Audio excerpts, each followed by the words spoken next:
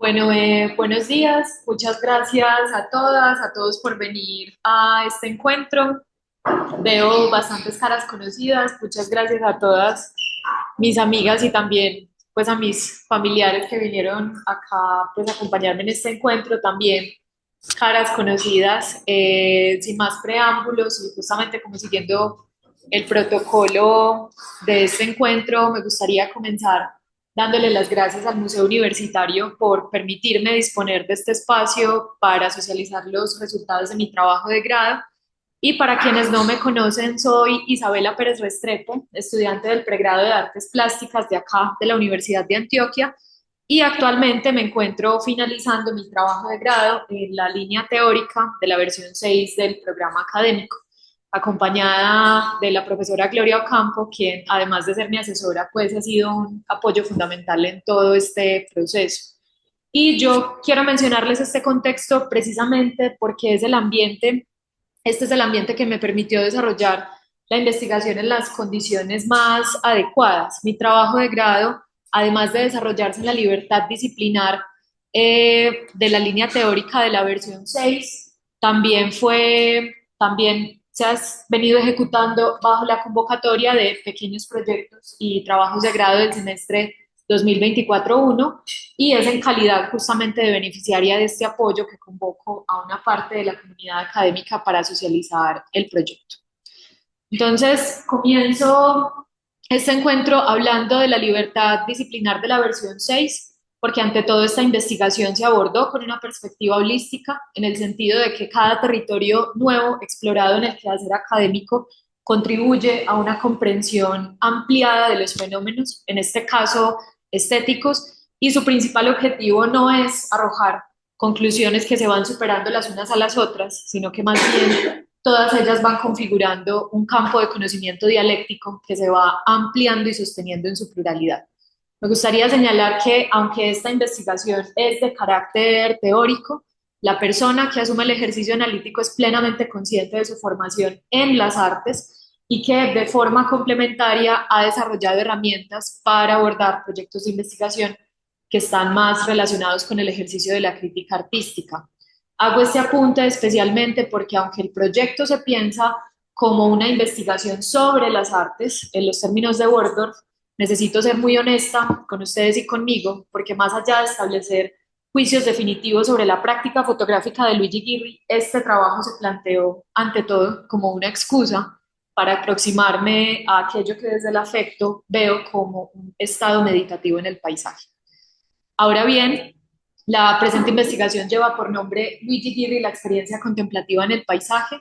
Este proyecto quiso revisar una serie fotográfica que fue realizada por el artista en la década de 1970 a la luz de la siguiente pregunta de investigación, y es: ¿cuáles son las características fotográficas que hacen que algunas imágenes de la serie Vedute nos posibiliten revisitar sus paisajes a través de su propia experiencia de la quietud? Y antes de profundizar en el problema de investigación, me gustaría contextualizarles sobre el artista. Luigi Ghirri es considerado uno de los fotógrafos italianos más destacados de finales del siglo XX y para algunos pionero de la fotografía conceptual en su región.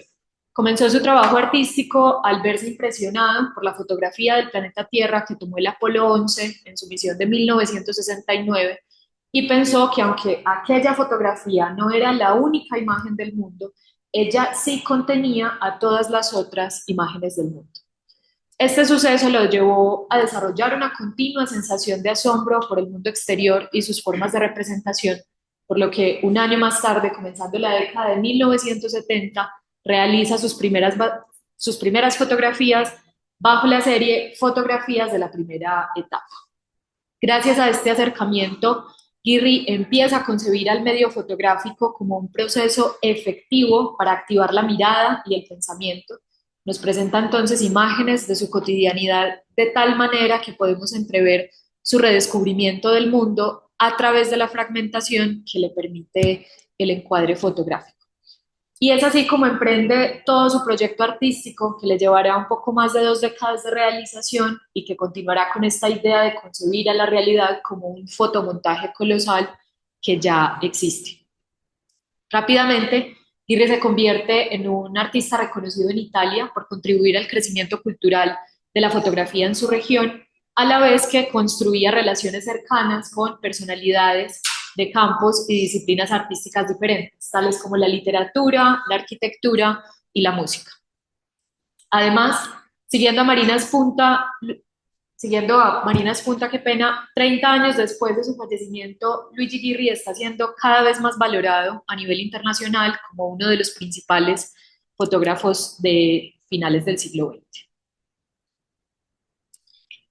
El papel de Marina Espunta es clave en este proyecto porque llegó a consolidar a través de algunos de sus trabajos el lugar que más adelante señalaremos como nuestro problema de investigación. En particular, Espunta establece una separación del proceso artístico de Ghirri cuando se pasa de la década de los 70 a la década de los 80 y que generalmente es nombrada como primer y segundo Ghirri, aludiendo a que esta segunda etapa corresponde a su enfoque más contemplativo, mientras que la primera, a menudo interpretada de forma reduccionista, solamente denota un extrañamiento por los objetos de la vida cotidiana a través de la fotografía.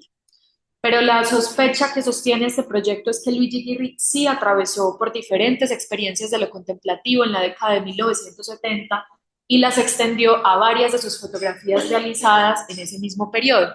Un primer indicio de esta declaración podrían ser algunas fotografías justamente de la serie Vedute, tales como Marina di Ravenna, dos fotografías de la playa del Lido di Spina, una montaña en Austria llamada Großglockner y un lago de Lucerna en Suiza. Más adelante volveremos a estas imágenes. Entonces, esta separación del primer y segundo Ghirri se puede rastrear específicamente en dos textos de Marina Espunta. El primero, llamado El perfil de las nubes, la fotografía de Luigi Ghirri y el nuevo paisaje italiano, publicado en 2006, y el segundo, Un equilibrio mágico de opuestos, leyendo la fotografía de Luigi Ghirri a través de Walter Benjamin, publicado en 2014.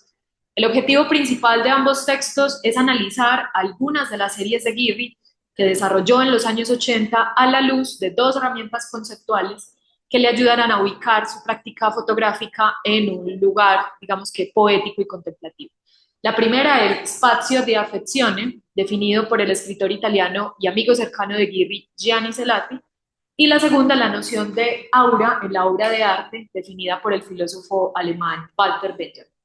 Ambos conceptos le fueron útiles para situar estas fotografías en una dimensión estética, una propuesta poética que le permitió al propio artista restablecer su relación afectiva con el mundo, al mismo tiempo que reauratizaba los lugares fotografiados mientras exaltaba su belleza y los hacía más habitables. Juicios que, además de obedecer a una noción clásica de contemplación, ahorita lo vamos a explicar mejor, se ocuparán de despojar esta experiencia estética a las imágenes de la década de los 70.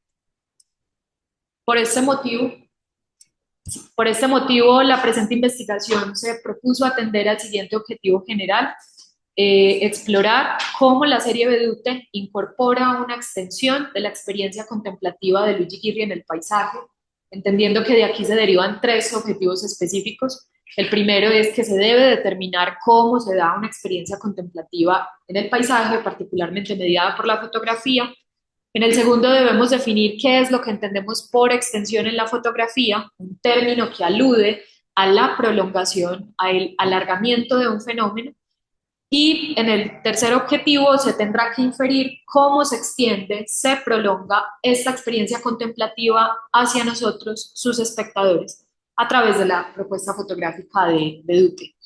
Este esquema de objetivos resultó de una primerísima investigación documental en la que, además de verme cautivada por el trabajo fotográfico de Ghirri, intentaba comprender qué problema de investigación era el que me convocaba con este artista.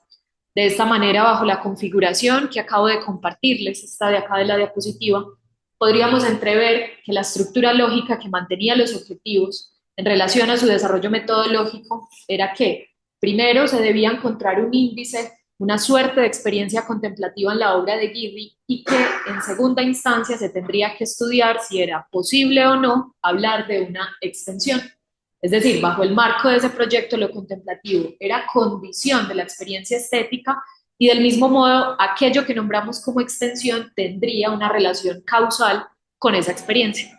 Pero realmente lo que me motivó a ejecutar este proyecto fue comprender por qué sentía que ciertos paisajes fotográficos de Guirri me llevaban a un estado meditativo, a una especie de silencio visual y magnitud espacial que todo el tiempo estaba interpelándome. Y si era posible hablar de ese fenómeno, quería saber cómo se daba, si otros también lo identificaban y, mucho más importante, cómo y por qué era posible decir que esas imágenes me trasladaban a esos espacios. Esta es la base con la cual abordé el concepto de extensión, y es en preguntarme si lo que experienciaba con las fotografías de Guirri era o no una prolongación de su experiencia paisajística. Ahora bien, enmarcada en esta labor de entender y saber nombrar lo que me acontece con las imágenes de Guirri, me encuentro con el texto Los ojos de la piel, la arquitectura y los sentidos del arquitecto finlandés Juhani Palazzo, en el que propone una crítica al ocularcentrismo de Occidente y aboga por una experiencia áptica y completa del espacio. Básicamente nos dice que la tradición visual en Occidente ha infravalorado los sentidos del tacto, el gusto y la audición, y los ha sometido a la hegemonía de la mirada, haciendo que perdamos toda vinculación significativa con nuestro cuerpo. Incluso llega un poco más allá al advertir que esta tendencia refuerza la clásica disyuntiva entre cuerpo por un lado y alma, mente, lo psicológico por otro. Palasma, con ayuda de algunos planteamientos de la fenomenología y la neuropsicología, defiende la idea de que nosotros no tenemos cuerpo, somos nuestro cuerpo, vivimos y experienciamos el mundo a través de todos nuestros sentidos y ellos, de regreso, configuran también nuestras formas de pensamiento. El arquitecto insiste en que toda experiencia en el espacio no solo es atravesada por la visión fija, objetiva y enfocada, es ante todo corporeizada, también desde las sensaciones atmosféricas en nuestra piel, la profundidad de los objetos que se esculpen en el oído y los recuerdos que llegan a nuestros ojos a través de los olores que desprenden los espacios. En síntesis, toda nuestra experiencia espacial es multisensorial, encarnada y posicionada. De esta manera, cuando regreso a mi interés por la obra de Guirri, encuentro muchas similitudes frente a lo que estaba buscando, pues si mi objetivo era encontrar una relación entre lo que se suscita en el espectador cuando ve una imagen espacial y que eso genera unas sensaciones atmosféricas, Palasma me daba todas las herramientas para hilar esa argumentación. Sobre todo porque su planteamiento le devuelve preguntas a la noción clásica y kantiana de lo sublime, que está enormemente relacionada con lo contemplativo. Siguiendo esta idea, si rastreamos al filósofo español Eugenio Trías, entenderemos que la categoría de lo sublime, además de ser una experiencia que se encuentra en un umbral entre lo decible de la belleza y lo irrepresentable de lo siniestro, viene a manifestarse con el cumplimiento de tres condiciones. La primera de ellas, cuando se insiste en una separación entre el hombre,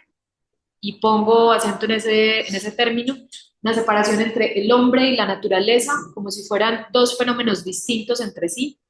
La segunda, cuando existe un distanciamiento físico del acontecimiento natural, es decir, que solo podríamos vivir una experiencia de lo sublime, por ejemplo, en una tormenta eléctrica, si estamos separados de ella y su expansión no afecta nuestra integridad física. Y la tercera y última condición, y es que cuando se tiene este distanciamiento físico, este genera en nosotros una superioridad moral en la que nos reconocemos a nosotros mismos como sujetos contempladores de tal evento. Cuando me enfrento a estos dos planteamientos de dos formas distintas y situadas en la historia para abordar una misma experiencia, me decanto, evidentemente, por la perspectiva áptica del arquitecto, porque considero que nos brinda un campo más amplio de experiencias sensoriales para comprendernos en el mundo y porque además responde muy bien a cada una de las condiciones kantianas que mencioné anteriormente. Para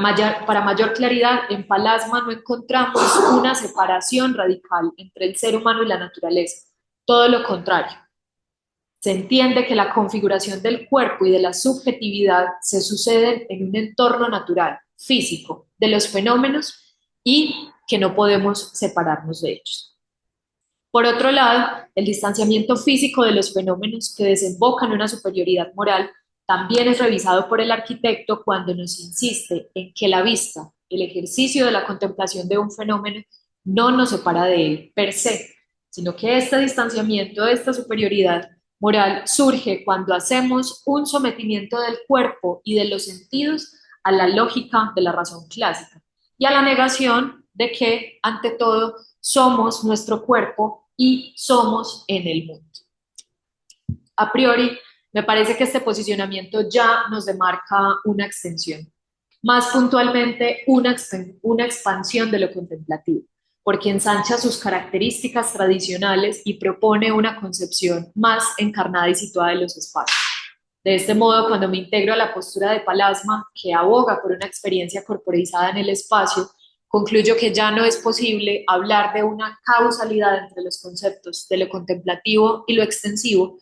porque nos encontramos sobre todo ante la compenetración de ambas nociones. Es decir, es en la medida en la que yo me inclino por la definición del cuerpo-espacio que acepto ubicarme en un territorio extendido y ampliado. Todo lo anterior lo uso para indicar con mayor precisión que los objetivos del proyecto cambiaron profundamente, pues ya no se trataba de una demostración lineal de que Luigi Ghirri sí había contemplado paisajes en la década de los 70 y que yo podía de alguna manera vivenciarlo a través de sus imágenes, sino que con el tiempo y en el transcurso de la investigación, el mero hecho de abordar un análisis visual de sus fotografías a la luz de los planteamientos de ese arquitecto ya configuraba una actitud extensiva en las imágenes que me invitaban a sumergirme en esos espacios. Por lo tanto, al ubicarme en un tipo de investigación que requiere de una mirada interpretativa para llegar a una valoración que se acerca más a lo literario que a lo positivista, encontré una especie de tranquilidad que se suele habitar en el ejercicio de la crítica de arte. Pues no nos interesa, digamos, comprender si una imagen es o no es, sino que en este caso nos interesa es encarar la propia experiencia que se tiene frente a la obra, más que alcanzar un dictamen inequívoco sobre ella. Y aunque suene muy abstracto, comprender que este ejercicio de crítica es ante todo un ejercicio de carácter subjetivo y valorativo, aliviana las inseguridades de quien se posiciona frente a las fotografías, especialmente porque la validez del ejercicio del crítico se basa en el valor de la relación que se le otorga a la triada obra, artista y espectador. Y quería llegar a este sistema porque considero que lo que fuimos construyendo en el transcurso del proyecto, todo esto nos apunta efectivamente a una serie de extensiones de la experiencia contemplativa que se relacionan con estas tres dimensiones del arte. La primera, que ya la abordamos, cuando se propone una reevaluación de las condiciones kantianas de cómo se vive una experiencia contemplativa en el paisaje, particularmente desde lo sublime. La segunda, cuando advertimos que la distinción entre un primer y un segundo Ghirli que hacen algunos autores desconoce una parte del trabajo fotográfico de la serie Vedute de los años 70 y la despoja de esta actitud contemplativa que claramente podemos ver. Y la tercera, cuando se establece que es posible vivir experiencias corpóreas y multisensoriales con algunas de sus fotografías de paisaje. Sé que nos resta elaborar las últimas dos dimensiones y me gustaría hacerlo de forma conjunta a través de un rodeo que intentará explicar por qué creemos que la sensibilidad contemplativa de Ghirri ya se venía gestando en la década de los 70 y abordaremos también cómo es que estas imágenes vienen a plantear formalmente espacios de quietud y de silencio a sus espectadores. Entonces, siguiendo este último llamado, quisiera desplegar la siguiente idea. Este proyecto se acercó a las nociones de experiencia estética y objeto de cualidad artística del pedagogo, psicólogo y filósofo estadounidense John Dewey, quien hace un esfuerzo por recobrar la continuidad de la experiencia estética con los procesos normales de la vida. Es decir, aunque lo estético es una experiencia característica, no se opone a la idea de que el arte ensancha nuestra propia existencia y se desarrolla en una realidad común. Aunque el debate sobre el objeto artístico sigue vigente, la propuesta de Dewey destaca porque define el objeto de cualidad estética como una consumación intencionada del artista que integra experiencias, capacidades, gustos y acciones de plena conciencia, permitiéndole acceder a una nueva dimensión expresiva. El artista no puede despojarse de los significados que ha reunido en su vida y no puede librarse de la influencia que ejercen sobre él. Los aspectos y estados de su experiencia anterior sobre asuntos variados se han incorporado a su ser. Son los órganos con los que percibe, pero además son el alimento de su expresividad. Y allí es donde nace el objeto expresivo, en un cuerpo capaz de encarnar elementos formales que den cuenta de las significaciones, las experiencias y el ambiente del artista. Es decir, y tomando como ejemplo el dibujo, leo la cita, las líneas expresan las maneras como las cosas actúan entre sí y sobre nosotros. Por esta razón las líneas son ondulantes, verticales, oblicuas, torcidas, majestuosas. Por esta razón incluso parecen tener expresividad moral en la percepción directa. Están ligadas a la tierra y parecen deseosas, íntimas y fríamente lejanas, acariciadoras y repelentes. Llevan con ellas las propiedades de los objetos. Ahora bien, tanto el acto de expresión como el objeto expresivo requieren de la activación de un espectador. En el caso del acto, es el artista que, mientras trabaja, encarna en sí mismo la actitud del que percibe. De modo que al transformar el objeto, activa su sensibilidad para guiar el próximo movimiento. Y así sus actos no son acumulativos, perdón, pero no caprichosos ni rutinarios. Y en el caso del objeto expresivo, es el contemplador externo, el espectador, quien debe reactivar la obra en su propia significación. Más precisamente, ser espectador implica comprometerse con el objeto en niveles comparables a los de su creador. Debe sumergirse en el asunto, reunir energías para resolver las emociones abrumadoras que puedan resultar y responder ante la obra a fin de asimilar. Ser espectador para Dewey significa recrear el objeto, reordenar sus elementos a partir de nuestras significaciones y moldear nuestra propia experiencia con la obra. Siguiendo la pista de este autor e introduciendo el pensamiento de Raffaele Milani, el paisaje expresado en una obra de arte indicaría la extensión e intensificación del acto intencional del artista por insistir en un valor simbólico que se le otorgó a un espacio. De esta manera, un paisaje sería la huella de una significación estética del mundo que se materializa en una imagen, capaz de expresar una reacción sentimental y una abstracción del territorio. Y si recordamos a Dewey y a Palasma, el territorio está en una dimensión material, física, por lo que el paisaje es tanto real como imaginario y la vida estética también atraviesa el curso de la vida biológica. Gracias a este marco de autores, se pudo analizar la obra de Luigi Ghirri como un proceso expresivo que involucró la interpenetración de su mundo exterior con su experiencia sensible. Por lo tanto, desde la perspectiva de esta investigación, se cree que la experiencia contemplativa que Ghirri vivió y manifestó en las fotografías de la década de los 80 no es repentina y puede rastrearse en algunos de sus trabajos en la época de los 70. Incluso acá traigo una de los 80 y una de los 70. Incluso con riesgo a demostrar lo contrario, dichas fotografías podrían proponer herramientas a sus espectadores para que ellos mismos reconstruyan su propia experiencia de lo contemplativo. Y es aquí donde el ejercicio de la crítica, combinado un poco con la perspectiva semiótica, nos da algunas luces sobre estas herramientas de la percepción. Entonces, creemos que las fotografías de Luigi Ghirri se inscriben dentro de una estética visual contemplativa, meditativa y silenciosa. Esta cualidad no se expresa únicamente en lo que sus imágenes muestran, sino en cómo fueron construidas. Pues a través de una serie de decisiones técnicas y estéticas, Ghirri consigue detener el ritmo visual contemporáneo y abrir espacios donde la mirada puede demorarse, explorar y habitar el paisaje, repensando espacios aparentemente infinitos y convocándolos como experiencias sensibles y simbólicas. Desde el punto de vista formal, Ghirri recurre a composiciones minimalistas y encuadres naturales, evitando el efectivismo visual y la espectacularidad. Sus imágenes, muchas veces desprovistas de figuras humanas o con presencias muy mínimas y difusas, construyen atmósferas de un vacío activo, donde el paisaje se convierte en protagonista. También el uso del formato medio de su cámara fotográfica, una cierta técnica de impresión que suaviza los colores y elimina brillos, y un esquema de color lavado y desaturado contribuyen a crear una sensación de suspensión y ensoñación.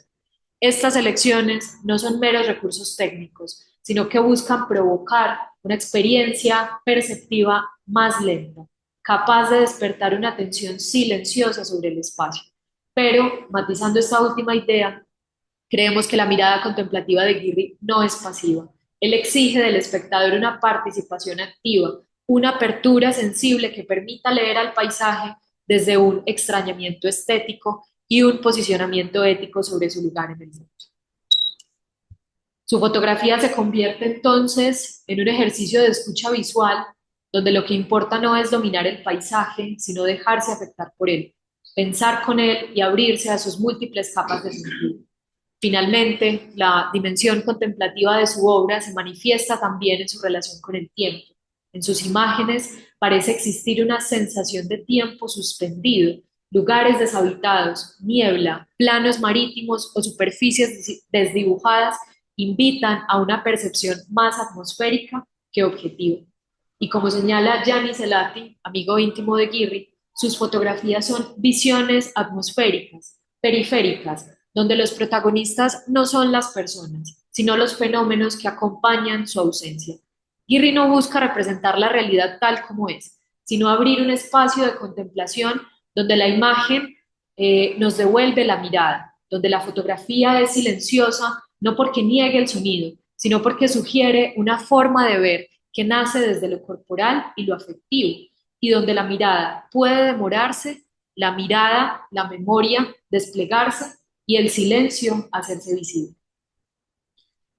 Y por último, para cerrar esta socialización, quisiera entonces retomar los puntos más importantes que guiaron este encuentro. En primer lugar, partimos de una sospecha que la experiencia contemplativa no solo fue presente en las fotografías de Guirri en los años 80, como suele afirmarse, sino que ya se gestaba en la década de los 70, que no es fortuito y que se puede registrar en la serie Vedute. En segundo lugar, exploramos cómo esta experiencia de contemplación puede entenderse como una forma de estar en el mundo, ser con el mundo, donde lo estético, lo corporal y lo simbólico se entrecruzan. Luego continuamos con una breve aproximación al concepto de extensión bajo tres dimensiones fundamentales en el arte: la obra, el artista y el espectador, para llegar finalmente a una propuesta donde la contemplación en Guirri no es una actitud pasiva, sino una invitación activa al espectador para reconstruir su propia relación sensible con el paisaje. Y así, más que demostrar una tesis definitiva, este proyecto buscó abrir una conversación sobre la potencia estética de la imagen fotográfica cuando se piensa como una extensión de la sensibilidad y de una mirada habitada y efectiva. Y sin más, les agradezco mucho a todos ustedes por la atención que me brindaron en este encuentro. Sé que fue un poco denso en algunas partes, pero quedo justamente abierta a que podamos dialogar sobre estos hallazgos del proyecto o sobre algunas inquietudes.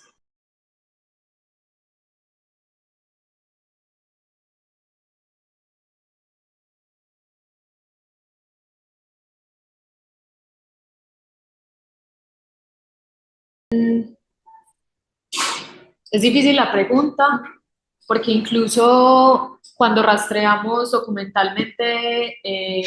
la definición, no encontramos como tal una definición incluso de la contemplación. Es decir, nos acercamos evidentemente como a esta noción clásica kantiana que ahorita mencionamos sobre la experiencia de lo sublime y demás. Incluso rastreamos la propuesta de Byung-Chul Han respecto a esto, pero nos damos cuenta que realmente cuando intentamos definir la contemplación siempre lo hacemos a través de un rodeo que está relacionado con palabras como la quietud, el silencio, lo sagrado, y eso en la medida de ese rodeo como que va llegando a un centro que incluso está relacionado con el asunto de la religiosidad. Magé incluso tendrá más claridad al respecto, pero lo que digo es que realmente a lo largo de todo este proyecto, cuando nos planteábamos hacer un rastreo de esa experiencia contemplativa, nos dábamos cuenta que más fácil era hablar de una experiencia que teníamos como espectadores y que de alguna manera lo nombrábamos como contemplación, que no sabíamos muy bien de qué se trataba, de qué era, que no podríamos como encasillarlo o categorizarlo sencillamente a un término. Y yo sé que esta respuesta es muy típica filosófica del no sé, pero tampoco como que lingüísticamente los propios usos de los términos se han atribuido a esos lugares.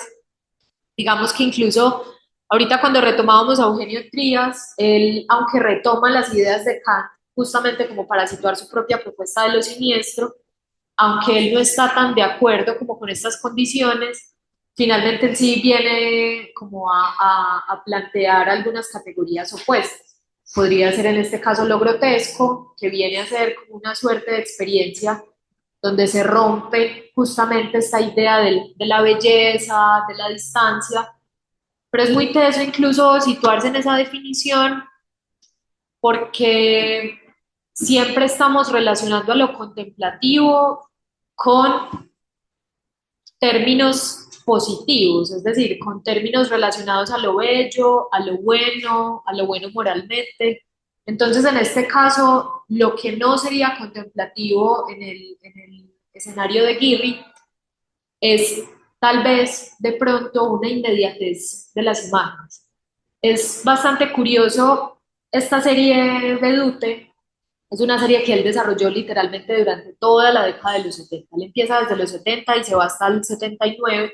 y no es una serie que él configura desde el inicio como voy a hacer esta serie, sino que más bien él en sus primeras prácticas lo que hace es empezar así, y lamento el término, como un loco, a tomar fotografías de todo lo que veía, de imágenes publicitarias, de imágenes, en este caso, de una Italia que se estaba reconstruyendo después de la Segunda Guerra Mundial y que además estaba también como en un primer aceleramiento posmoderno. Entonces, en la medida de esa rapidez, de esa aceleración de la mirada, él empieza a elaborar o más bien a registrar algunas de estas fotografías, algunas son incluso como del 72, del 74, del 76, dando cuenta un poco como, es, como una especie de estados de pausa, donde al estar sumergidos y viviendo entre las imágenes, que eso ya será incluso un planteamiento posterior, que él pues que ya lo abordará con más claridad con Cuberta, pero yo creo que la clave está ahí, en que para el caso de Luigi Girri fue muy consciente de que sobrevivía en las imágenes, aunque incluso todo esto fue antes de la era digital, pero aún así como el crecimiento de la publicidad estaba pues en exuberación, y en este caso como que en su práctica artística, especialmente en su caminar, en el conocer su territorio alrededor de donde vivía, en este caso Reggio Emilia, una provincia en Italia, se da cuenta pues que, o más bien, eso no lo sabemos, lo sabrá él ya muerto, pero seguramente tuvo muchas claridades o muchos lugares de pausa, de atención, pero que eso no implicaba una actividad de la mente. Tal vez, y ya para terminar la respuesta, que me fui también como por las ramas, tal vez la respuesta está en esa contrariedad de que en la velocidad de las imágenes hay una especie de anestesia de la mirada. Y en este caso, yo no sé si hablar de un lugar dicotómico, contrario, o contrastado, sino más bien uno de tantos otros que existen, que en este caso la mirada contemplativa aún más silenciosa, más quieta, implicaría una activación de la mirada. Entonces, bueno, creo que el asunto está que la discusión está servida y que en este caso también una conclusión interesante del proyecto fue darnos cuenta que ante todo este tipo de investigaciones no pretenden llegar a respuestas concretas, a respuestas inequívocas, sino tal vez aproximarnos como a, sí, como a una especie de un poquito más de contemplación. Y finalmente pues son excusas, son deseos que uno finalmente decide en su trayecto académico.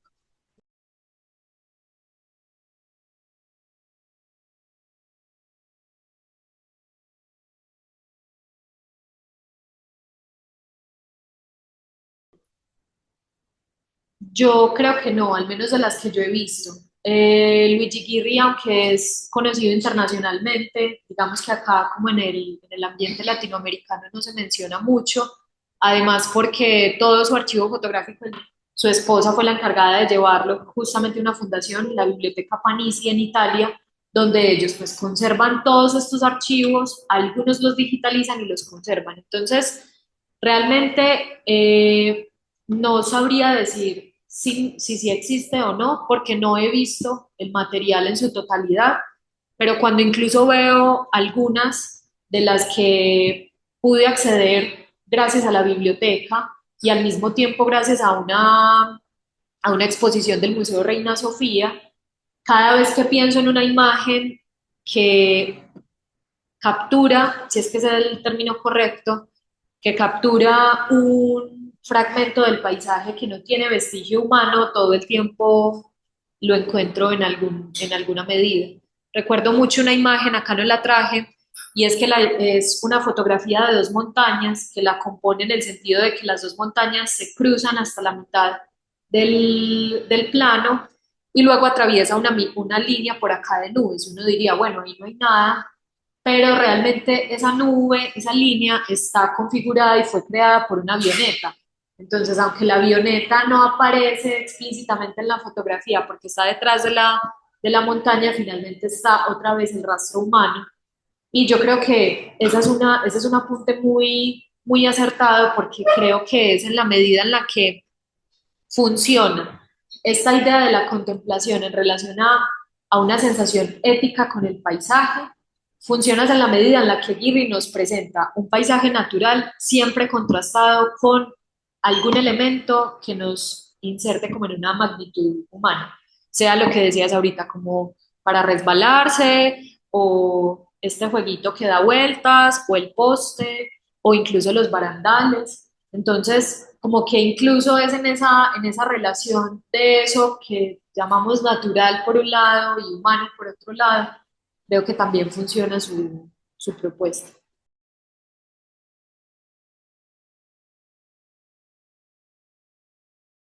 Pues en un primer término, y pues ya Gloria también me conocí, hemos hablado sobre eso, en un primer término para mí no hay distinción entre interpretación y crítica. Entiendo que hay unas distinciones y hay una caracterización como de este rol de crítico que está más relacionado justamente con el circuito del arte, con el mundo del arte, museo, curador, y como todos estos roles y personas que de alguna manera están ahí o pretenden estar ahí para formalizar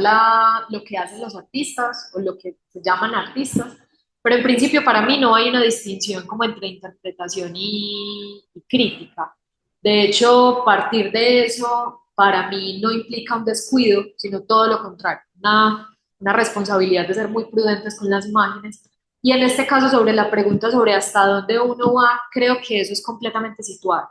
Es decir, creo que esa es la medida en la que uno se enfrenta a una imagen, sea la que sea, una imagen visual, una imagen auditiva, una imagen atmosférica, cinematográfica, lo que sea. Y esa es la medida de su experiencia encarnada que uno puede interpretar esos asuntos. Entonces, yo en este caso, en el caso particular de las fotografías de Luigi Ghirri, sí encontré algunos puntos, como decir, de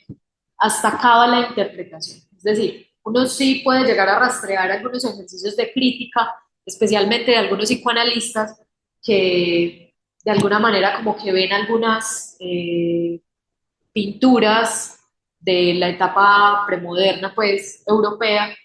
y empiezan a desplegar todo un simbolismo a través de lo que ellos ven en los cuadros, la composición y bueno. Por eso incluso en medio de la presentación decía que finalmente todo esto que uno dice a través de las imágenes está más relacionado a lo literario que a lo demostrable. Esa es la medida en la que yo siento que también hay una suerte como de límite de sensibilidad que no sabría muy bien cómo definir y dónde ubicarlo, como en la subjetividad de uno, pero que uno va encontrando ese cierto límite, como cuando uno va extendiendo un caucho y uno se da cuenta que ya está lo suficientemente tenso, que a partir de ese punto ya se desbarata todo. creo que el ejercicio a veces de la interpretación de la obra llega a eso. Lo que decía ahorita, esa responsabilidad implica pues conocer que la imagen no es una imagen independiente, es decir, esta imagen no es, ay, me la encontré en Google, ya la vi, me gustó, la guardo en mi celular y ya está, sino que hablar de las imágenes, pues para mí, en un sentido como más comprometido, implicaría conocer su contexto histórico, conocer a su autor o a su autora, autore, quien sea, en qué sistemas, tal vez si nos vamos desde un lugar semiótico, en qué sistemas de signos está insertado y cómo podemos hablar de ellos, pero al mismo tiempo y sobre todo, esa siempre es una respuesta que la imagen, una pregunta que la imagen le devuelve a uno y es, no es tanto lo que la imagen per se te dice, sino que lo que vos ves proyectada en ella, de vos. Entonces, en esa medida, incluso el ejercicio de la interpretación y de la crítica artística no está tanto relacionado a criticar y criticar y criticar imágenes, sino sobre todo a entrenar la mirada, a entrenar la sensibilidad y a entrenar sobre todo como ese sistema de tensiones, de límites frente al ejercicio.